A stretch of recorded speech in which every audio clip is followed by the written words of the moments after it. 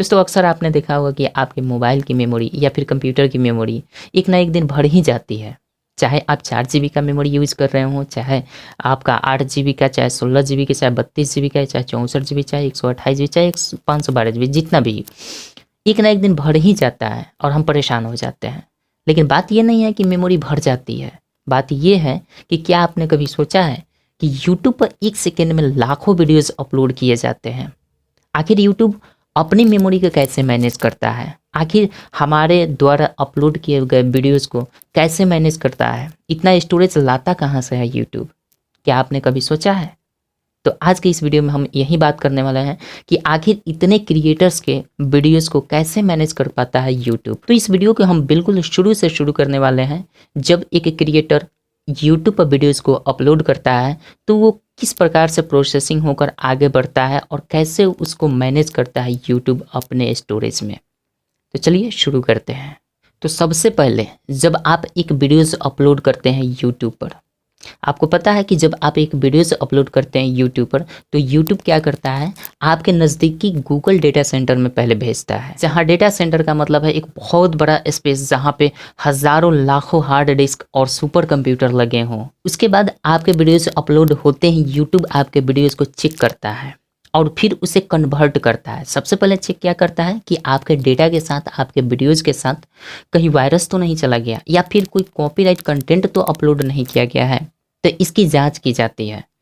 उसके बाद क्या होता है, आपके वीडियोज़ की साइज़ को भी कम कर दिया जाता है, उसे कन्वर्ट कर दिया जाता है अलग अलग क्वालिटी के पिक्सल्स में, जैसे कि 144 pixels, 240 pixels, 360 pixel, 480 pixels, 1080 pixels, बहुत सारे ऐसे पिक्सल्स में कन्वर्ट कर दिया जाता है। यूजर्स या क्रिएटर्स जिस प्रकार से उसमें high quality, maximum high quality में जो भी अपलोड किए रहते हैं उसके अकॉर्डिंग उसको कन्वर्ट कर दिया जाता है, ताकि डेटा को यूज़र आसानी से एक्सेस कर पाए। मतलब कि अगर कोई वीडियोस देख रहा है तो उसे आसानी से देख पाए अपने इंटरनेट स्पीड के अकॉर्डिंग।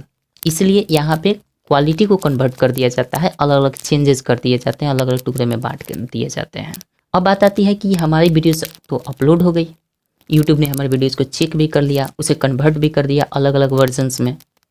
लेकिन बात यहीं पे नहीं ख़त्म होती है। बात ये है कि आखिर वो हमारा वीडियोस जो गया तो किस मेमोरी में गया, ये सोचने वाली बात है। तो आपको बता दें कि यूट्यूब के पास क्लाउड स्टोरेज होता है, और आपको पता होगा कि क्लाउड स्टोरेज का मतलब होता है कि एक ही डेटा को अलग अलग डेटा सेंटर में उसको सेव करना।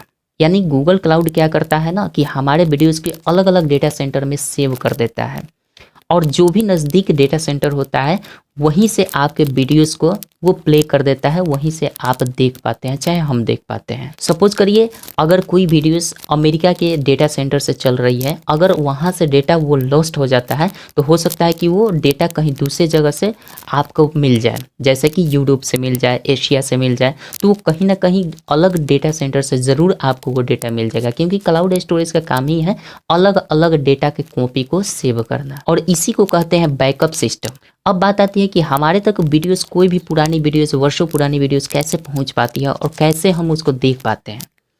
तो यूट्यूब क्या करता है ना कि जितनी भी वायरल वीडियोस होती हैं वो देश के हर डेटा सेंटर, नज़दीकी डेटा सेंटर में भेज देता है।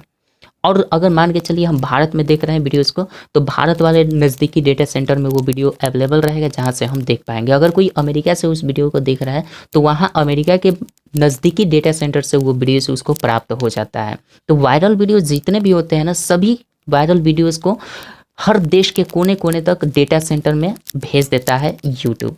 और कुछ वीडियोस ऐसे भी होती हैं जो बहुत कम चलती है, बहुत कम लोग देखते हैं उसे, तो उस वीडियोस को क्या करता है यूट्यूब कोल्ड स्टोरेज में डाल देता है।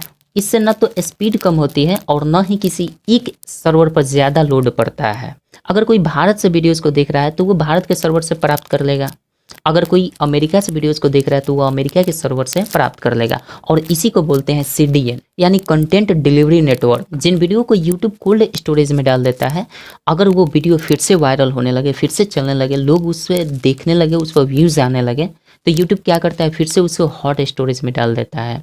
और इस प्रकार से देश के कोने-कोने में जितने भी आपके डेटा सर्वर होते हैं, डेटा सेंटर होते हैं, उन सभी डेटा सेंटर पर अवेलेबल करा दिया जाता है उस वीडियो को, ताकि अगर कोई भारत से उस वीडियो को देख रहा है तो भारत से ही उसको प्राप्त हो जाएगा। इससे न तो गति धीमी होती है और न ही किसी एक सर्वर पर लोड पड़ता है, जैसा कि पीछे हमने आपको बताया। इसी प्रकार से चलता है, कोई वीडियो वायरल हो गई तो वो क्या करता है यूट्यूब, अब आपको समझ में आ गई होगी बातें। और कोई वीडियोस नहीं चलती है तो कैसे नहीं चलती है, अब बातें समझ में आ गई होगी। इसके अतिरिक्त यूट्यूब क्या करता है, अपनी सर्वर की हमेशा ऑप्टिमाइजेशन करते रहता है, जिससे उस पर डुप्लीकेट फाइलें जो होती हैं, जो अनवांटेड फाइलें होती हैं, उसको डिलीट कर दिया जाता है। कोई एरर आती है तो उसको डिलीट कर दिया जाता है, जिससे कि आपका यूट्यूब का स्टोरेज रिन्यूअल होता रहता है और इससे उसकी स्टोरेज की कमी भी नहीं होती है। और इसी वजह से यूट्यूब पर सेकंडों में लाखों लोग वीडियोस अपलोड करते हैं। लेकिन YouTube data centres, compression, backup, hot storage, cold storage और इन्हीं सभी तकनीकों की वजह से यूट्यूब अपने सारे क्रिएटर्स के वीडियोस को मैनेज कर लेता है। और यही कारण है कि यूट्यूब की आज तक कोई स्टोरेज ख़त्म ही नहीं हुई, और कभी आपने सुना भी नहीं होगा कि यूट्यूब की स्टोरेज ख़त्म हो गई है, आप वीडियो अपलोड नहीं कर सकते हैं। आई थिंक कि आप समझ गए होंगे। चलिए मिलते हैं नेक्स्ट वीडियो में, तब तक के लिए जय हिंद, जय भारत।